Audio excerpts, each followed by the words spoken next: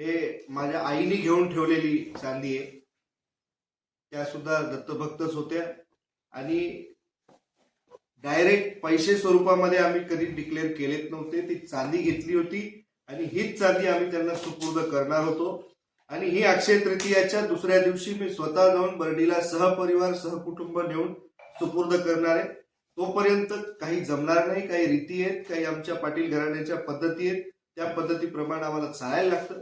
तोपर्यंत ही चांदी अनामत आहे, आमच्याकडे सुखरूप आहे. त्यामुळे खासदार साहेबांनी चिंता करायचं कारण नाही. ही 1.25 किलो चांदी आहे प्लस त्यावर एक सिक्का आहे. हे सुद्धा वेलविश म्हणून ठेवलं जातं, म्हणजे त्याच्यासोबत ते ठेवलेलं आहे त्याच्यावर. अशाला अशीच चांदी आमच्या आईने घेऊन ठेवलेली आणि ही अक्षय तृतीयेच्या दुसऱ्या दिवशी आम्ही सहकुटुंब सहपरिवार जाऊन त्या ठिकाणी सुपूर्द करणार. अजून एक आरोप केला साहेब, माजी खासदार साहेबांनी की अमित शहा साहेब आणि तुमचं आज किंवा उद्या तुम्ही बीजेपी मध्ये जाणारच आहेत म्हणून. ते मी ठरवेल, तुम्ही ठरवायची गरज नाहीये. मी काय करायचं आणि काय नाही करायचं. अमित शहाचे संबंध माझ्यासोबत आता नाही तर तुमच्या सगळ्या पत्रकार मंडळीला सुद्धा माहित आहे. मी त्या सभागृहामध्ये त्या सभागृहाचे आमचे माननीय मंत्री महोदय राज्याचे देशाचे गृहमंत्री आहेत आणि मी जर त्या सभागृहात असेल तर माझे संबंध असतीलच. त्यात काय वेगळं सांगायची गरज आहे. आणि मला कशाला वाटला व्हायला बीजेपीत अजून तुमचा बाप म्हणून मी तर वापस येईल ना. काहाला वाटला व्हायला, राहू द्या की गुन्हानं. हा ते तर बरोबर सुखी राहा की गुन्हानं. आम्हाला का आला तिथं राहू द्या की, जिथं हाव तिथंच बरोबर. आमदार कोळीकरांनी असं सांगितलं की व्हाईट मनी आपल्याला दिसते 1 लाखच्या वरी, अजून ब्लॅक मनी किती दिला असं याची पण चौकशी होणे गरजेचं आहे. काय झालं माहिती का, मागं एक त्यांनी माझ्यावर वक्तव्य केलं होतं जे ते काय आहे आजकाल बेताल वक्तव्य करायला लागलेत. म्हणून मी सांगायला लागलो की मी कधी पहल केली नाही. त्याने मागच्या वेळेस सुद्धा मला एक आरोप केला. आता हे तुमचा आरोप केला की मी मागं म्हणजे असं ब्लॅक मनी मी किती असेल किंवा नाही असेल ते तिथे चौकशीमध्ये त्या महिलेची. आता तुम्हाला एक गोष्ट सांगतो, त्या महिलेवर हे नंतर मी एका मिनिटात बोलतो, कारण यांनी काही चौकशीच केली नाही. कट करून घेतात, ते चौकशीच केलेली नाहीये त्याची. त्या जे म्हणालेत ना हे माझ्या म्हणजे कोणता ब्लॅक मनी आणि व्हाईट मनी मी दिलेली, ते त्या महिलेवर आताची स्थिती काय आहे, तिची FIR मध्ये काय आहे, तिला देशद्रोहाचा गुन्हा दाखल झालाय का नाही झालाय का काय झालंय याची चौकशी त्यांनी नाही केली आहे. तर आजच्या घडीला तिची चार्जशीट फेल झालेली आहे. ती आता MCR मध्ये आहे. तिच्यावर कुठल्याही देशद्रोहाचा कुठला दाखल झालेला नाहीये. त्या कुठल्याच त्याच्यातून सिद्ध झालेलं नाहीये की ते देशद्रोह आहे किंवा ते पाकिस्तान अफगाणिस्तानचा विषय नव्हता. अफगाणिस्तानचा जो माणूस आहे तो 15-20 वर्षापासून रेफ्युजी आहे आणि तो औरंगाबाद संभाजीनगरला तो एक फ्रुट्सचे दुकान चालवतो आणि वास्तव त्याचं 15 वर्षापासून तिथं आहे आणि ते फ्रुट्सचं दुकान असल्यामुळे त्यांचे संबंध आहेत असं त्याचं मत आहे. माझा त्याच्याशी कुठल्याही प्रकारचे घेण्यात ते कोण आहेत काय नाहीत मला माहित नाही. आणि जे पाकिस्तानचा त्यांचा कोणी पाहुणा म्हणतात ते पाहुणा खरा आहे आणि त्याचं कुठल्याही प्रकारचा अशा गोष्टीमध्ये जे देशद्रोहाच्या किंवा कोण्या आतंकवाद्याच्या त्याच्यामध्ये त्याच्या लिस्टिंगमध्ये किंवा त्याच्यामध्ये त्याचं नाव नाही असं त्याच्या निष्कर्षात आलेलं आहे असं मला तिथल्याच एका अधिकाऱ्यांनी मी ज्यावेळेस चौकशी केली त्या गोष्टीची मला सांगितलेलं आहे की ती MCR झालेली आता नाही. त्यामुळं आणि माझा जो काही तुम्ही विषय चाललाय की मी असे किती दिले तसे किती दिले, मी अजूनही सांगतो तुम्हाला की ते एकच नाही, मी बऱ्याच जणाला असं कधी माझ्यापाशी कोणी आलं माझ्या खिशात जर असतील तर मी देत असतो. हे पुढच्या कोणाच्या माथ्यावर लिहिलेलं नसते की हे कोण्या इंटेन्शन आलं, हे काय कोणत्या प्रकारचा माणूस आहे, चांगला आहे वाईट आहे, वाईट वरतीचा आहे की चांगल्या वरतीचा आहे. तुम्हाला एक उदाहरण देतो. माझ्या घरामध्ये रोजचं कोण ना कोणतरी भगवा कपडा घालून इथे येतो. माझ्या घरामध्ये CCTV मधात लावलेली आहे. माझी पत्नीचा आत्ता पसरोकचा रेकॉर्ड आहे की तिनं CCTV मध्ये कोणी बाहेर आलेलं पाहिलं तर तिला एक दस्ती 100 रुपये दिल्याशिवाय, तिला चहा पाजल्याशिवाय, त्याला खाऊ घातल्याशिवाय आतापर्यंत जाऊ दिलं नाही. आमचा शिपाई दादा आमच्या बायकोला सांगत होता की बाई हे भगवा कपडा घालून आलं मात्र तुम्ही आता 100 रुपये दिले की हे पियाला जाते. तरी माझी मिसेस म्हणायची की त्याला तिकडे जाऊन काही करू दे, मया इथं भगवा कपडा घालून आलाय, मया दारामध्ये आलाय तर मी त्याला देणार. तर ते पुढे जाऊन काय करतील आणि काय नाही करतील माहित नाही, पण ज्या वेळेस आपल्याकडे येते कोणी, जर देवाच्या दयेनं तुमच्या खिशात असतील तर दिले पाहिजे आणि द्याचं दानत्व तुमच्यामध्ये असलं पाहिजे. मला जे योग्य वाटलं ते मी गोष्टी केल्या, त्याच्यामध्ये मला कुठल्याही प्रकारचं म्हणजे हे नाहीये, कोण्या प्रकारची मला गिल्टी नाही. गावातला सरपंच तुमच्या विरोधातला निवडून आलाय, मला सांगू नका. मी माझ्या गावातल्या सगळ्या मंदिराचे कामं केले, सगळ्याचे कामं केले. माझ्या गावामध्ये 4-5 मंदिरात 4-5 मंदिराचा एकाच वेळेस मी कळस केला आणि पूर्णपणे मी केला. रहिवासी आहे आणि त्या दत्त मंदिरामध्ये 83ला माझं आगमन झालं. 83 पासून ते एकमेव अशा प्रकारचा 36 वर्षे चातुर्मास झाला. आणि 36 वर्ष चातुर्मास म्हणजे त्याच्यामध्ये 36 वर्षाच्या चातुर्मासामध्ये महाराज 4-4 महिने प्रत्येक वर्षी 4 महिने प्रत्येक वर्षी अन्नदान व दत्तनाम स्मरण हे चालू असेल. अलग लक्षात नाही. आणि यातलं जे अन्नदान आहे त्यावेळेला जे खर्च लागल ते आमच्या नागेश पाटलांना बऱ्याच याच्यापाशी आमच्या पुण्याचा वाटा घेतलेला आहे आणि बरेच त्यांनी अशा प्रकारची आम्हाला या ठिकाणी मदत केली. आणि चातुर्मास समाप्तीला पण त्यांच्या वडिलापासून आमची चातुर्मास समाप्ती त्याच्याच मार्फत होत होती. आणि खूप अशा प्रकारचे ते समाप्तीला अन्नदान करायचे. जवळजवळ केव्हा 4-5 हजार माणूस 4-5 हजार माणूसच जेवायला राहायचं किंवा कोण्या समाप्तीला 2000 राहायचं. म्हणजे असे बरेच त्यांना अशा प्रकारचा आम्हाला त्या ठिकाणी आम्हाला मदतीचा वाटा केलेला आहे. आणि त्या ठिकाणी जे बांधकाम झाले ते मी त्याच्याच आधिपत्याखाली झालेलं बांधकाम अशा प्रकारचं आमच्या गावातल्या गावातून अशा प्रकारचं किंवा आमच्या नागेश पाटलातर्फे पूर्ण अशा प्रकारचं काही त्या ठिकाणी झालेलं आहे. आणि आतापर्यंत पण त्या ठिकाणी बांधकाम चालू आहे आणि त्यांचंच चालू आहे, त्यांच्याच तर्फे चालू आहे, त्यांच्याच हाताने चालू आहे.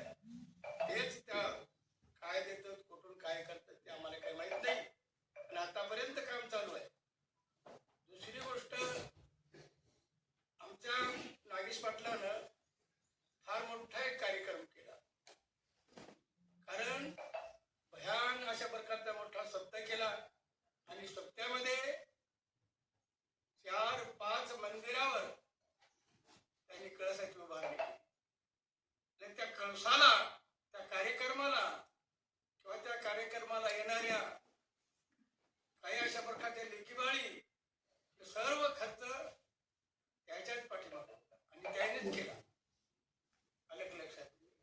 असं त्याचा खूप पुण्याचा वाटा अशा प्रकारचा आहे. अलग लक्षात. आता आमच्या 2 ठिकाणी 2-3 ठिकाणी मठ आहे. आता तिथून काही आमचा बरेचशाळ्याला मठ आहे अशा प्रकारचा. आणि त्या बरेचशाळ्यात पण त्यांना अशा प्रकारचा अन्नदानाचा आम्हाला काही मदतीचा वाटा खूप केला अशा प्रकारचं. तर त्यांच्या वडिलापासूनच अशा प्रकारचं हे देणगीचं पुण्याचा किंवा अन्नदानाचा वाटा सुरुवात आहे. ते आतापर्यंत चालू आहे. आतापर्यंत आरकीच्या मठामध्ये त्याच्याच मार्फत काम चालू आहे. आणि आताही तुम्ही जाऊन पाहू शकता काम दत्त मंदिराचं काम ती काढून द्या, बोलणं माझ्या तोंडून नाहीये. आणि अतिशय उच्च दर्जाचा कार्यक्रम केला. आम्ही 4ही 5ही आमच्या देवळाचे एकाच वेळेस कळस केले आणि महाराष्ट्रातले ख्यातनाम कीर्तनकार आमच्या आष्टी गावामध्ये आणले. मोठा कार्यक्रम केला. सगळ्या मायातल्या लेकीबाळी सगळ्याला बोलवलं, सगळ्याचा मान सन्मान केला आणि अशा प्रकारचा मोठा कार्यक्रम आम्ही त्या ते गावामध्ये महाराज केला. कोण होते? पण मला म्हणायचं की जसं मला म्हणाले की नाही तसं त्याला जाऊन विचारा की वानखेडे साहेब, तुमच्या लहरीमध्ये एखाद्या मंदिराला केव्हा 500 रुपये देऊन बाटले का तुम्ही? केदारनाथ मंदिराला रोज जय केदारनाथ म्हणून 3दा 4दा इथं निवडून आले. त्या महादेवाला केव्हा रुपया दिला का? मंदिर बांधतो काही करतो म्हणून च्युत्या बलिवलं. त्या महाराजाला मी विचार त्याच्याकडून त्या महाराजाकडून घेतले असतील मी तुम्हाला येणं 2 रुपये, पण आतापासून त्याला दिले नाही केव्हा रुपया का वाढून. आणि मला काय सांगायला लागले तुम्ही? यार मग तर सगळं जे आहे ते समोर आहे, उघड आहे आणि मी कधीच जतिवलं नाही. अरे मी तर आमदारकीच्या काळात सुद्धा नारळ फोडले, या बाबुरावला फोडा लावले, मी तर कवाच फोडले नाही. कोरे लेटर पॅड मै या बाबुराव बशी राहत होते. मै काय उदारता गोष्टी करायला तुम्ही? आणि तू सांगायला लागला मला, लोकांना सांगायला, सगळ्या जनतेला माहित आहे तुम्ही मी कोण्या पद्धतीनं तुमच्या संग वागलो, तुम्ही मला कोणत्या पद्धतीनं वागायला लागले. माझ्यावर तुमचा काही उपकार नाही, पण मी तुमच्या दोघावरही उपकार केलेले आहेत आणि सर्वश्रुत आहे, सगळ्याला माहिती आहे. मयाच तुम्ही उलटायला लागले आणि मी अजून गेलोच नाही पलीकडे. वानखेडे साहेब, तुम्ही या हायवेचे पैसे कसे उचलले? 57 लाख रुपये तुम्ही उचलले हायवेचे. कसे उचलले, काय उचलले, सगळं माहित असताना सुद्धा फक्त शांत बसलो. पण आता तुम्ही सुरुवात केली ना वैयक्तिक जायची, तर तयारी ठेवा वैयक्तिक जायची. माझ्या मुलावर आरोप करता. अरे माझ्या मुलावर आरोप काय करता? तुमच्या मुलावर FIR आहे. अरे मी माझ्या मुलाने 10दा मिटवायचा प्रयत्न केला त्या गोष्टीला. नको कोणाच्या लेकरा बाळावर नको आणायचं काही आहे. पुढच्याच महिन्यात आहे आणि मी बघतो आता तुम्ही किती लावता, जोर ते लावा. त्याचा निकाल लावून कसा घ्यायचा ते मी घेतो. तुमच्या पोरावर आहे ना FIR, माझ्या पोरावर तर अजून FIR नाही. आणि महिलेची गोष्ट करायची ना, महिलेचाच FIR आहे, मुलीला छेडल्याचा FIR आहे तुमच्या पोरावर. माझ्यावर नाही अजून कुठला FIR. माझ्या मुलावर तर नाहीच नाही. जे बिनबुडाचे तुम्ही असले, हे सुरुवात तुम्ही केली, लक्षात ठेवा. मी कोणाच्या लेकरा बाळापासून, मी कोणाच्या फॅमिलीवर, मी कोणाच्या वैयक्तिक आतापर्यंत गेलो नाही, पण सुरुवात तुम्ही केलेली आहे. सुरुवात तुम्ही केली आणि ती या पद्धतीची केली म्हणून मला आज हे बोलावं लागलं. मी बघतो तुमचे, तुम्ही हे कसे उचललेले. आता मी सांगितलं तुम्हाला, अजून मी 2-4 हिंट दिले तुम्हाला. आवरा स्वतःला, नाहीतर माझ्याजवळ तुमचा लई कच्चा चिट्टा आहे. सगळ्यातच माझ्याजवळ कच्चा चिट्टा आहे. पण माझा संस्कार नाहीये हे कशी गोष्टी करायची. सुरुवात तुम्ही केली, उद्या तुमच्याही मुलाचा आहे आणि FIR आहे. जानेवारी महिन्यामध्ये त्याचा निकाल आहे. निकाल म्हणण्यापेक्षा त्याची जे चालू आहे, आम्ही आजपासून त्याकडे कानाडोळा केला. पण आता मी बघतो, त्याच्यासोबत मी पण उभं टाकतो, मी पण वकील देतो आणि तुम्ही पण आता तुम्हाला काय जोर लावायचं त्याला मी बघतो आता काय करायचं. पुढच्या अजून काय असेल ते सांगा साहेब. 1 महिना उलटून गेला कल्पना भागवतच्या प्रकरणाला. उद्याला निकाल आहे नगर परिषदेचा. कालच माझी खासदारांना पत्रकार परिषद घेतली. काय नेमका उद्देश असेल कालच अचानक पत्रकार परिषद घेणे? दुखायली असेल, दुसरं काय आहे माती? दुखायली असेल, फुळफुळ करायला, दुसरं काय आहे माती? दुसरं काय? आणि हे स्वतःच्या पैशावर लढवायचं असतं ना. शिंदे साहेबाकडे जाण्याचा कार्यक्रमच तितका. शिंदे साहेबांवरून काहीतरी पक्षाची निधी पाठवत दिलं आणि हे आपलं ते आयत्या बिळावर सुरू. आता बसवणूक यांनी एकही नगरपालिका स्वतःच्या खिशातल्या पैशाने लढवलेली नाही. मी त्यांच्यासोबत होतो तेव्हा माझ्या घराला रांग लावायचे, जातीकडे नागेश पाटलाकडे, जातीकडे नागेश पाटलाकडे, जातीकडे नागेश पाटलाकडे. पुन्हा सगळ्यात हातगाव तालुक्याला माहिती. आणि आता तिथं जायचं तेवढंच कारण आहे, बस दुसरं काही कारण नाही. पण इतकं करू नये, काही तिसरं झालं पत्रात म्हणून तू काही नाही, दुसरं काय म्हणून हे पत्रकार परिषद होय.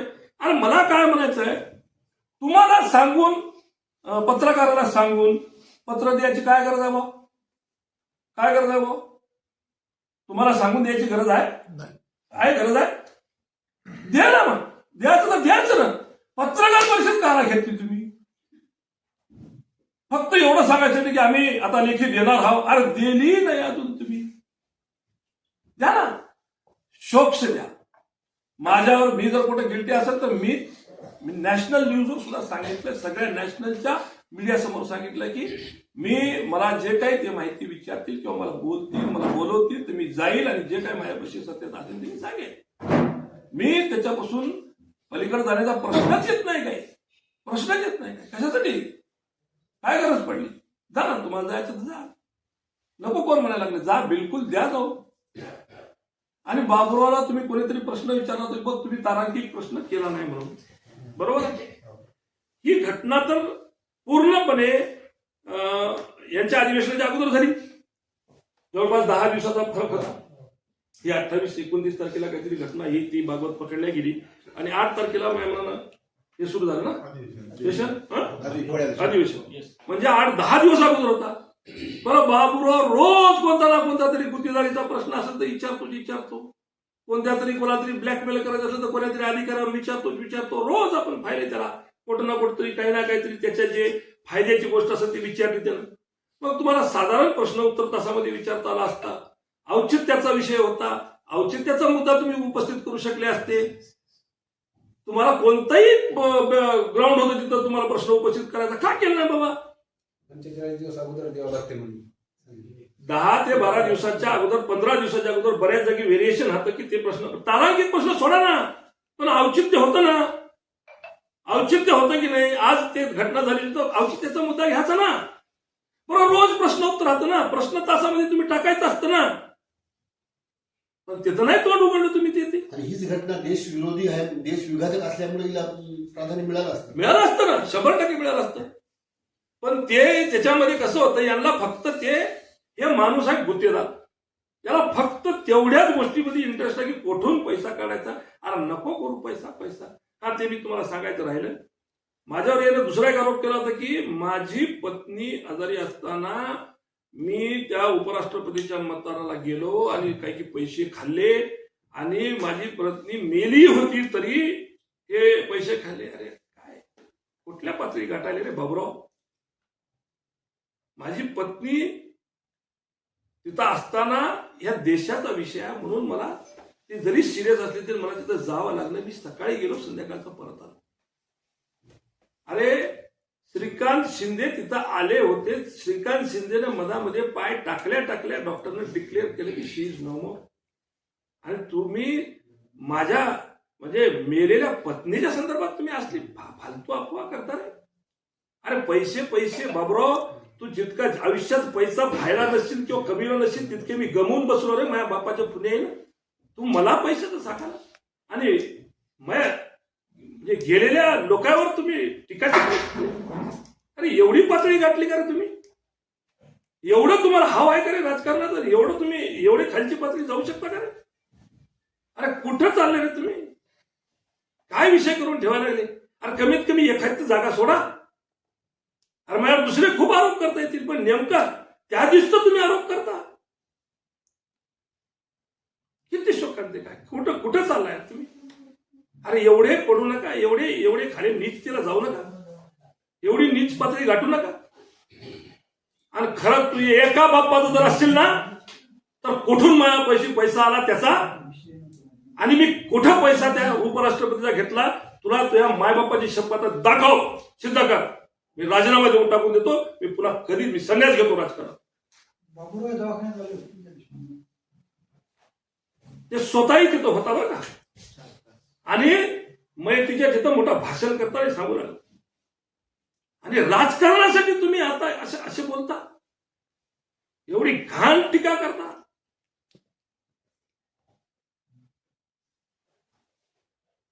मला खुलं चॅलेंज बोलण्यातून हे ठीक नाही आहे. मी त्यावेळेस शांत बसलो कारण निवडणूक होती. यापुढे जर असं बेताल वक्तव्य केलं तर माझ्यावर वाईट माणूस नाहीत मी सांगून ठेवा. राजकारण घरच्या कुडात गेलं. नीट वागायचं, नीट राहायचं, बोलताना तालतम्य ठेवून बोलायचं. मी तुम्हाला सांगतो असलं काही बी सहन करणार नाही. आता तुमच्यावर हे जे आरोप केले या आरोपाच्या संदर्भात आपण म्हणजे मानहानीचा गुन्हा दाखल करणार 100% करणार आम्ही. साहेब, वरिष्ठ कोण काय तक्रार करणार काय संदर्भात? वरिष्ठ कोण काय तक्रार करणार? अरे वरिष्ठ कशाला लागतात त्याला?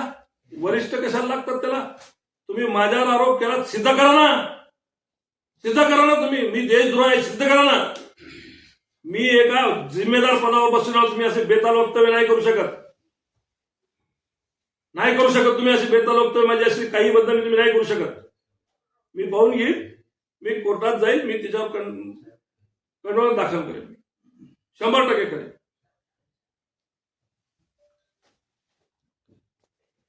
माजी खासदार सुभाष वानखेडे म्हणतात की नगराध्यक्ष पदाचा उमेदवार 2000च्या लीडनं आमचा येणार आहे. हात काकणाला आरसा काला रे पोरो, उद्याच आहे की काय भाऊ की काय असेल ती. फक्त उद्या अजून पुन्हा हे निकाल फेकायला लागले ना, कागद फेकत येचू नका म्हणा तुमच्याच भाषेत, तुमच्याच भाषेत, आमच्या भाषेत नाही.